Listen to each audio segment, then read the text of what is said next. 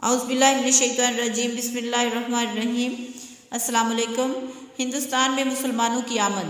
ہندوستان میں سب سے پہلے جس مسلمان نے قدم رکھا اور اہل ہندوستان سے مارکہ آرائیاں کی وہ محلب بن ابی صفرہ تھا۔ اس اجمال کی تفصیل ذیل میں درج کی جاتی ہیں۔ ہجرت نبوی کے 28 سال امیر المومنین حضرت عثمان غنی کے عہد خلافت میں بصرے کے حاکم عبداللہ بن عامر نے فارس پر حملہ کیا اور وہاں کے باشندوں کو، جنہوں نے امیر المومنین حضرت عمر فاروق کی وفات کے بعد بدعہدی کی تھی، شکست دی اور واپس بصرے آیا۔ ہجرت کے 30 سال امیر المومنین حضرت عثمان غنی نے ولید بن عتبہ کو، جو کوفے کا حاکم تھا، اس وجہ سے معزول کر دیا کہ اسے شراب خوری کی عادت تھی اور اس کی جگہ سعید بن العاص کو مقرر کر دیا۔ سعید اسی سال طبرستان کی طرف متوجہ ہوا۔ حضرت امام حسن امام حسین بھی اس کے ساتھ اس معرکے میں شریک ہوئے۔ استر آباد کے دارالسلطنت جرجان کو حضرت حسنین کے قدموں کی برکت سے فتح کیا گیا۔ وہاں کے باشندوں نے 2 لاکھ دینار سالانہ دینا منظور کیے۔ اہل جرجان اسلام لے آئے اور خوشحالی کے ساتھ زندگی بسر کرنے لگے۔ ہجرت نبوی کے 31 سال حضرت عثمان غنی نے عبداللہ بن عامر کو خراسان فتح کرنے کا حکم دیا۔ عبداللہ ایک لشکر جرار کو ہمراہ لے کر کرمان کے راستے سے خراسان کی طرف روانہ ہوئے۔ اس لشکر کے مقدمۃ الحیش حنیف بن قیس تھے۔ غازیان اسلام کا یہ لشکر جرار، سیستان، یہ علاقہ ایرانی مکران اور خراسان کے وسط میں واقع ہے اور اسے کوستان کہا جاتا ہے۔ کستان اور نشاپور کو زیر کرتا ہوا اپنے محکوم کو اطاعت گزار بناتا ہوا توس پہنچا۔ وہاں کے باشندوں نے بھی اسلام کی اطاعت قبول کی اور مسلمانوں کے لشکر نے سرخس، ہرات، بادغیس، گرجستان، مرو، تالکان اور بلخ کو اسلامی مملکت میں شامل کیا۔ چونکہ عبداللہ بن عامر کو تھوڑے سے عرصے میں مکمل طور پر فتح حاصل ہو گئی، لہذا انہوں نے خراسان کا حاکم قیس بن ہاشم کو مقرر کیا۔ مرو، تالکان اور نیشاپور میں حنیف بن قیس کو اور ہرات، غور اور گرجستان میں خالد بن عبداللہ کو حاکم مقرر کیا اور خود حج کا احرام باندھ کر کعبے کی طرف روانہ ہو گئے۔ ہجرت نبی کے 32ویں سال حضرت عثمان کے حکم سے عبداللہ بن عامر بلخ کو فتح کرنے کے لیے روانہ ہوئے، لیکن متعدد مخالف اسباب کی بنا پر امیر لشکر اور بہت سے مسلمان لشکری اس جنگ میں شہید ہوئے اور بقیہ لشکر پریشان ہو کر بھاگا۔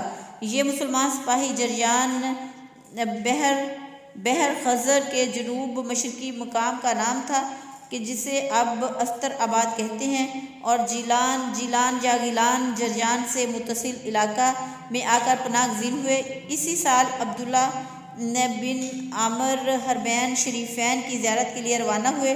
ایک ایرانی سردار جس کا نام قارون تھا، اس نے جب یہ دیکھا کہ خراسان اس وقت بہادران اسلام سے خالی ہے تو اس نے طبس، ہرات، بادغیس، کیستان اور غور وغیرہ کے 40,000 باشندوں کو جمع کیا اور ایک لشکر جرار تیار کر کے مسلمانوں پر حملہ کر دیا۔ عبداللہ بن حازم نے، جو حنیف بن قیس کے ساتھ نیشاپور میں مقیم تھا، 40,000 لشکریوں کی مدد سے اس فتنے کو دبایا اور اس کے صلے میں وہ خراسان کا حاکم بنایا گیا۔ 44 ہجری میں حضرت امیر معاویہ نے زیاد بن ابی کو بصرہ، خراسان اور سیستان کا حاکم مقرر کیا اور اسی سال زیاد کے حکم سے عبد الرحمن بن ربیع نے کابل کو فتح کیا اور اہل کابل کو حلقہ بگوش اسلام کیا۔ کابل کی فتح کے کچھ ہی عرصہ بعد ایک نامور عرب امیر محلب بن ابی صفرہ مرو کے راستے سے کابل و زابل آئے اور ہندوستان پہنچ کر انہوں نے جہاد کیا اور 10 یا 12,000 کنیز و غلام اسیر کیے۔ ان میں کچھ لوگ توحید اور حضرت صلی اللہ علیہ وآلہ وسلم کی نبوت کا اقرار کر کے مسلمان ہو گئے۔ 53 ہجری میں زیاد بن ابی کی انگلی پر طاعون کی پھنسی نکلی اور اس سے انہوں نے وفات پائی۔ حضرت امیر معاویہ نے ان کے بیٹے عبداللہ کو حاکم کوفہ مقرر کیا۔ کچھ عرصہ بعد عبداللہ نے ماور النہر کا عزم کیا اور اس ملک کے بہت شہروں کو فتح کر کے واپس آیا۔ اس فتح کے صلے میں اسے بصرے کی حکومت ملی، لیکن اس نے اسلم بن زرع کو اپنی طرف سے خراسان کا حاکم مقرر کیا اور خود کوفہ میں مقیم رہا۔ 50 ہجری میں خراسان کی حکومت حضرت امیر معاویہ نے سعد بن عثمان غنی کے سپرد کی۔ 63 ہجری میں یزید بن معاویہ نے مسلم بن زیاد کو سیستان اور خراسان کا حاکم متعین کیا۔ جن لوگوں کو یزید نے مسلم کے ہمراہ روانہ کیا تھا انہی میں ایک محلب بن ابی صفرہ بھی تھا۔ مسلم نے اپنے چھوٹے بھائی یزید کو سیستان کی حکومت سپرد کی۔ جب یزید بن زیاد نے یہ سنا کہ کابل کے بادشاہ نے سرکشی کر کے مسلمانوں کے حاکم ابو عبداللہ بن زیاد کو قید کر لیا ہے تو اس نے ایک لشکر جرار جمع کر کے اہل کابل سے جنگ کی۔ ایک زبردست اور شدید معرکہ آرائی ہوئی جس میں یزید کو شکست ہوئی اور اس کے لشکر کا ایک بڑا حصہ جنگ میں مارا گیا۔ جب مسلم بن زیاد کو ان حالات سے آگاہی ہوئی تو اس نے طلحہ بن عبداللہ بن حنیف کو طلحہ الطلحات کے نام سے مشہور ہے کابل روانہ کیا۔ کابل پہنچ کر طلحہ نے 5 لاکھ درہم ادا کر کے ابو عبداللہ کو شاہ کابل کی قید سے آزاد کروایا۔ بعد ازاں مسلم نے سیستان کی حکومت طلحہ کو سونپی اور غور اور بادغیس کے باشندوں پر مشتمل ایک لشکر تیار کر کے کابل روانہ کیا اور اہل کابل کو زبردستی اپنا مطیع فرما بردار بنایا۔ اور خالد بن عبداللہ کو، جسے بعض لوگ حضرت خالد رضی اللہ تعالیٰ عنہ کی اولاد سے اور بعض ابو جہل کی اولاد سے بتاتے ہیں، حاکم کابل مقرر کیا۔ جب خالد بن عبداللہ کابل کی حکمرانی سے معزول ہوا تو اس نے عراق و عرب کی طرف واپس جانا مناسب نہ سمجھا۔ نئے حاکم کے خوف سے کابل میں قیام کرنا بھی مشکل تھا، لہٰذا اس نے اپنے بال بچوں اور متعلقین کو جو عربی النسل تھے ساتھ لیا اور شاہ کابل کی رہنمائی میں کوہ سلیمان میں اپنا ڈیرا جمایا، جو ملتان اور پشاور کے درمیان واقع ہے۔ خالد نے اپنی بیٹی کی شادی ایک شریف افغانی کے ساتھ کر دی جو کہ مذہب اسلام اختیار کر چکا تھا۔ اس لڑکی کے بطن سے بہت سے لڑکے پیدا ہوئے جن میں 2 لودھی اور سور بہت مشہور اور ممتاز تھے۔ افغانیوں کے گروہ میں 2 مشہور فرقے لودھی اور سوری انہی 2 بھائیوں کی اولاد سے ہیں۔ افغان کتاب متعلقہ الانوار میں جو ایک معتبر مصنف کی تصنیف کردہ ہے اور جسے میں نے برہان پور خاندیس میں پڑھا تھا، یہ لکھا ہے کہ افغان حقیقت میں طبقی فرعونی ہے۔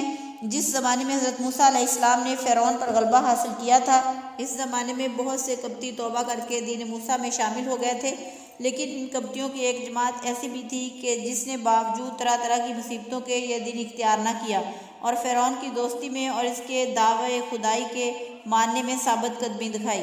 اس کے نتیجے میں اس جماعت کو جلاوطن ہونا پڑا، لہٰذا یہ ہندوستان آئی اور کوہ سلیمان پر متوطن ہوئی۔ اس جماعت سے بہت سے قبیلے پیدا ہوئے جو افغانوں کے نام سے مشہور ہیں۔ جس وقت کے خانہ کعبہ پر ابرہہ نے حملہ کیا تھا، اس وقت کعبے کے بہت سے دشمن نزدیک و دور سے آ کر ابرہہ کے گرد جمع ہو گئے تھے اور انہوں نے اس کے ساتھ مل کر کعبہ پر حملہ کیا تھا۔ انہی لوگوں میں افغان بھی شامل تھے جنہوں نے وقت مقررہ پر ابرہہ کا ساتھ دیا۔ جب یہ مکے میں پہنچے تو وہاں خداوند تعالیٰ کے قہر میں مبتلا ہو کر جہنم واصل ہوئے۔ مختصر یہ کہ مسلمان افغان کھیتی باڑی اور معاش کی طرف متوجہ ہوئے اور بے شمار گھوڑوں، گائے اور بکریوں وغیرہ کے مالک بن گئے۔ ان افغانوں نے ان مسلمانوں کے ساتھ جو محمد بن قاسم کے ساتھ ہندوستان آئے تھے بڑے دوستانہ مراسم پیدا کیے۔ جب ان کی نسل کثرت سے پھیلی تو یہ 143 عیسوی میں ہندوستان کے علاقے سے نکل کر ہندوستان کے مختلف شہروں کرماج، پشاور اور شنوران وغیرہ میں قابض ہو گئے۔ راجہ اجمیر کے ایک رشتہ دار نے جو لاہور کا راجہ تھا، ان افغانیوں کے فتنے کو دبانے کا ارادہ کیا اور اپنے ایک امیر کو ماہ 1000 سواروں کے ان کی سرکوبی کے لیے روانہ کیا۔ افغان اس لشکر کے مقابلے پر نکلے اور انہوں نے بیشتر ہندو سواروں کو قتل کر کے اس لشکر کو شکست دی۔ اس واقعے کے بعد لاہور کے راجے نے اپنے بھتیجے کو 2000 سواروں اور 5000 پیادہ سپاہیوں کے ساتھ افغانوں کی سرزنش کے لیے روانہ کیا۔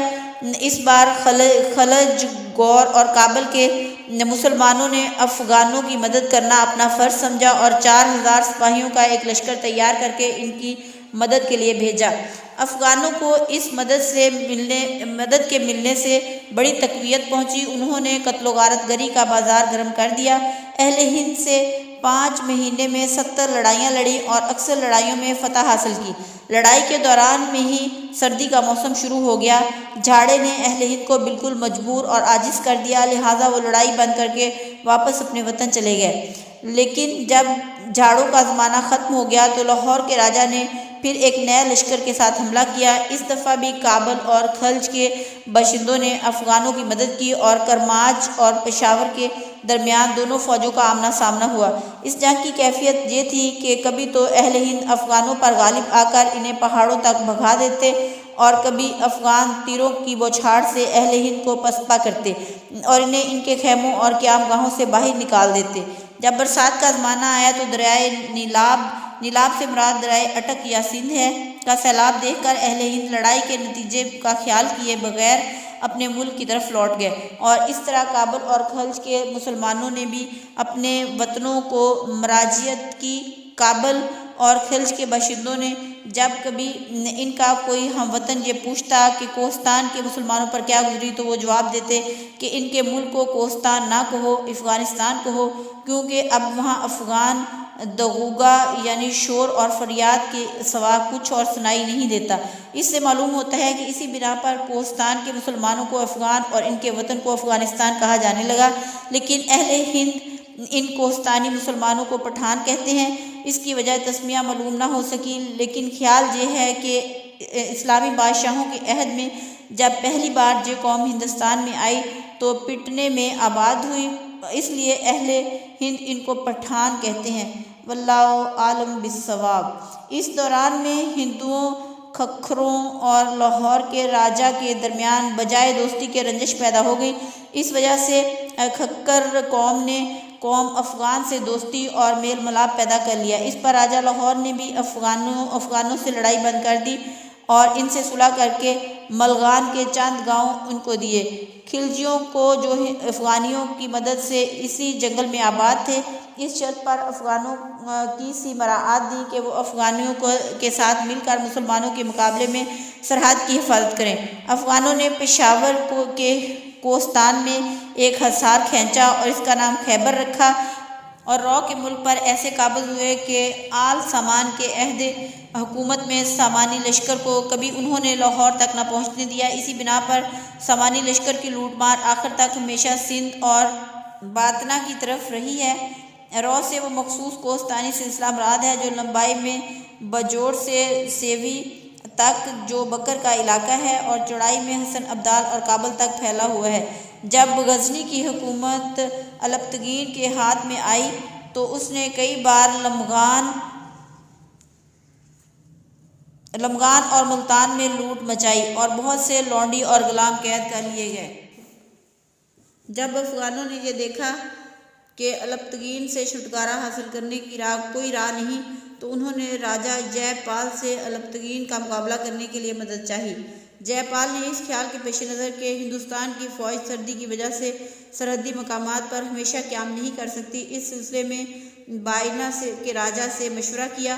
اس نے جو رائے دی اس کے مطابق ایک ایسے شخص کو جو افغانوں میں سے معتبر اور قابل اعتماد تھا، اس کا نام شیخ حمید تھا، اس ملک کا امیر مقرر کیا۔ شیخ حمید نے لمغان اور ملتان کو اپنے قبضے میں کیا اور ہر مقام پر ایک حاکم بطور اپنے نائب کے مقرر کیا، اور اسی زمانے سے افغانوں میں حکومت اور سلطنت کا سلسلہ شروع ہوا۔ الپتگین کی وفات کے بعد اس کا جانشین سبکتگین ہوا۔ شیخ حمید نے سبکتگین کی مخالفت کو مناسب نہ سمجھا اور اسے یہ پیغام بھیجا کہ ہم مسلمان مذہب اسلام کے پیرو ہونے کی وجہ سے ایک ہیں، اس لیے بادشاہ کو چاہیے کہ اس طبقے کو اپنا سمجھے اور جب مسلمانوں کی فوج ہندوستان پر چڑھائی کرے تو اس کا لشکر کوئی رکاوٹ پیدا نہ کرے اور اس جماعت کو کوئی نقصان نہ پہنچائے۔ سبکتگین نے بھی مصلحت وقت کے پیش نظر شیخ حمید کی درخواست قبول کر لی اور جب راجا جے پال پر فتح پائی تو افغانوں کی بہت خاطر توازی کی اور ملتان کے اکثر حصے ان کو عطا کیے، لیکن سبکتگین کے بیٹے سلطان محمود نے اپنے باپ کے برعکس عمل کیا۔ اس نے ہمیشہ افغانوں کو سرنگوں اور مغلوب رکھا، ان میں سے جو سرکش تھے انہیں قتل کیا اور جو تاجشار تھے ان سے ملازموں کا سا سلوک کیا۔